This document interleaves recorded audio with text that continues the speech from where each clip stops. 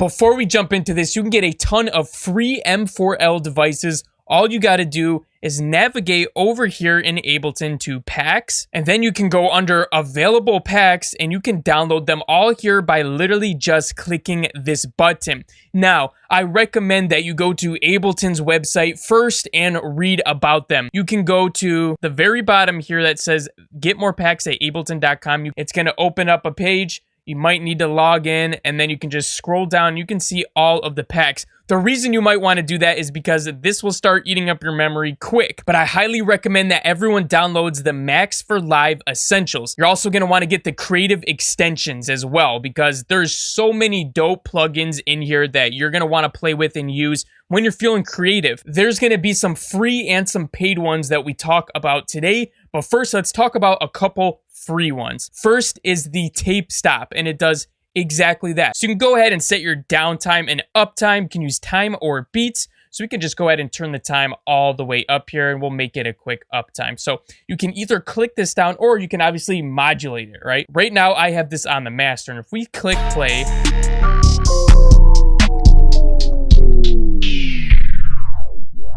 I just threw some reverb on my melody here, and I want to make a reverb tail. So that way I can like reverse it and have it ascend when my melody gets introduced into the beat. Wouldn't it be nice if there was a plugin that could do it for us automatically and it was free? This plugin is called Tails. And when you go ahead and pause your track, as in stop it from playing, it's going to go ahead and record the tail for you automatically. Boom, there you go. It's recording it all for us automatically. Now, when it stops, you're going to go ahead and click Save Buffer. Now, you probably got to click it a couple times because it's somewhere over here. Boom.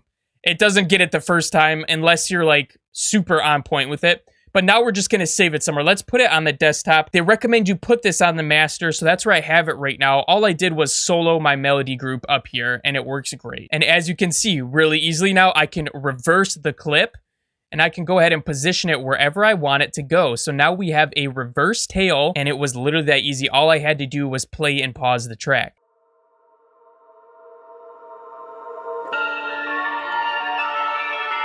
If you want to check any of these out, you can find the links for them in the description below. Next, we got to talk about B314. And this is a wave shaper, saturation, distortion sort of a plugin. You can do anything you want with this, but I think it sounds really great on your 808s. And it actually shows you the code that it's using to get these different wave shapes, which I think is pretty cool. So we can try this out, and let's go ahead and throw it on our 808. Let's hear it before. We have a bias, a drive. So we can get all sorts of crazy with this thing.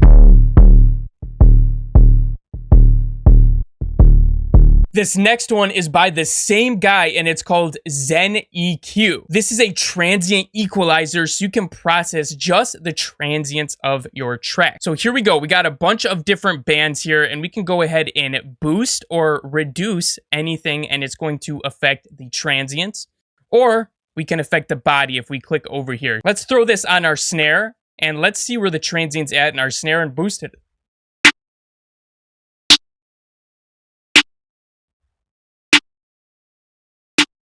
That's cool and all, but I think it would be more useful for reducing the transient. Let's try that out.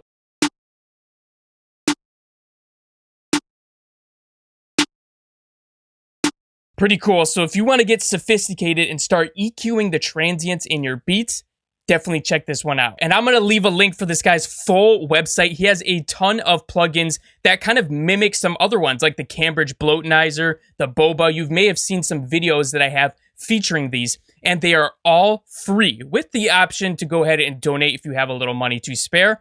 But there is just so much here to get you being creative and excited to make music. The next one we got to talk about is Sculptor, and I've made a full video on this one. If you guys want to check that out next, I'll leave a link to that at the top of this video. But this essentially allows you to mess with your MIDI in certain ways that are easier than the natural Ableton workflow. So we're going to add it here, and we're going to click on Sculpting Tools. You're going to want to set what your zoom size is. But what's cool about this plugin is when we click into the MIDI, it's going to stay there on the screen for us. So you could make it fit right on your side panel if you'd like to do that. But what's cool about this, if we go ahead and select all of our notes here, it actually gives us a bunch of different ways to slide depending on what the start time, pitch, velocity, all of these different things. You can also swap notes around, or you can set them all to a defined value. So there's a ton of ways that you can go ahead and mess with your MIDI. We can even go down to strum right here, and we can actually strum our notes using this. I'm going to go ahead and click this so it starts from the beginning point. We can play with our tension a little bit. This is going to be how the curve is perceived. And we can play with the start time. So as we move this up, you can see the start time of all of my notes is going to go back a little bit. So it's going to give us that strumming effect. And this is just the bare bones when it comes to that plugin. So check out that video next if you'd like. Let's get into some advices that I use on almost every single track. First is the GM Audio Ducker, and it does just that. It ducks the audio of the signal that you choose. So you can use this a bunch of ways. You could use this for your kick and 808 if you want them to sit together nicely. You could use this on your melodies to have your kick or your snare accentuate better, or anywhere where you'd like to duck the volume. In this case, I have two 808s going right now, and this first 808 plays out a little bit, and this second 808 comes in abruptly, and it starts while this note is playing.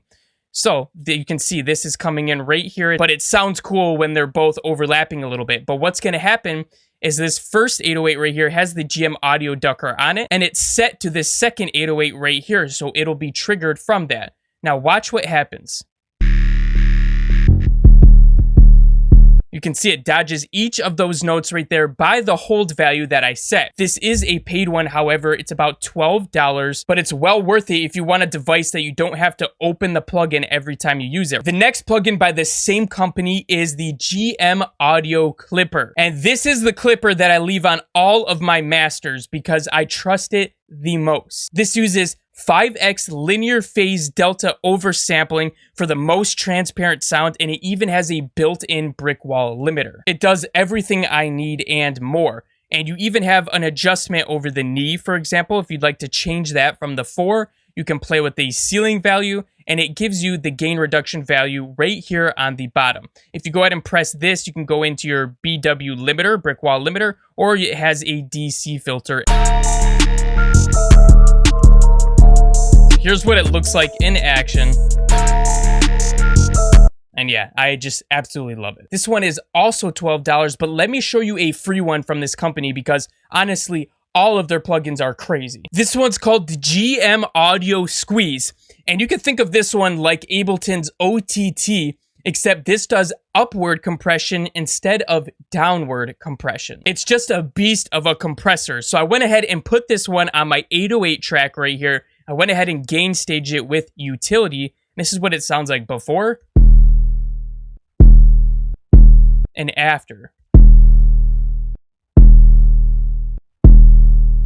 And if you really squeeze everything out of it, check out these crazy artifacts that pop up.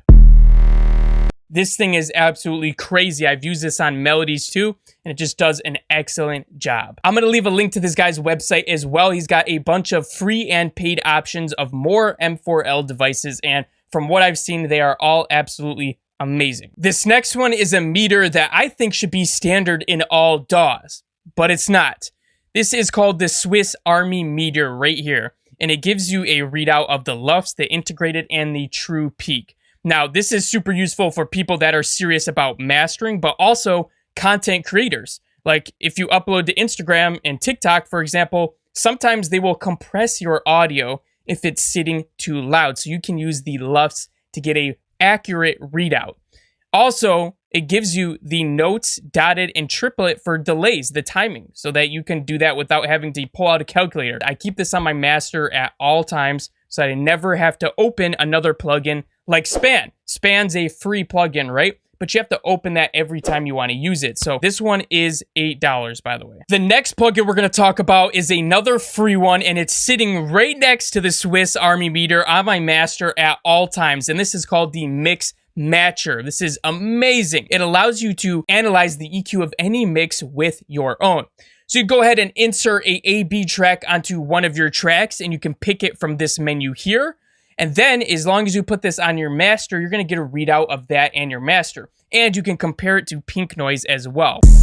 So be able to get a readout of how your master is comparing to the other ones that you're A/Bing it with. Next, we got to talk about Ableton's modulators. These ones are free and they should come with Ableton already. These are all different ways you can go ahead and modulate your track. I've done tutorials on envelope follower before, which you can use if you want to do a sidechain thing and trigger Ableton stock plugins or other plugins, honestly. But today, let's take a look at Shaper. Let's go ahead and put this on our hi-hat track. We're also going to add in a utility here as well. So you can use Shaper to go ahead and map to any parameter you'd like, and then you can use the different shapes that they have down here, or you can make your own shape for how that's going to be triggered. So let's go ahead and set it here. I'm going to go ahead and map this to the balance on our utility.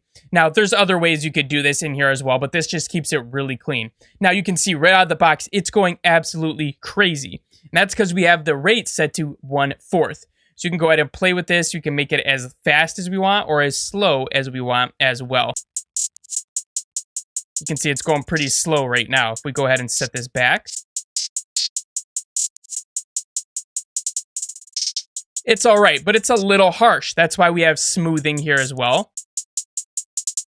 Much, much better. You can also add a little bit of jitter, and you can go crazy with this thing. And if you guys want to get all of our sounds, our advanced classes, our Ableton project files, and so much more, you're going to want to go ahead and check out our VIP program. There's going to be a link for that in the description below. And besides that, if you want to see some other crazy devices that I came across in Ableton, you're going to want to check out this video next.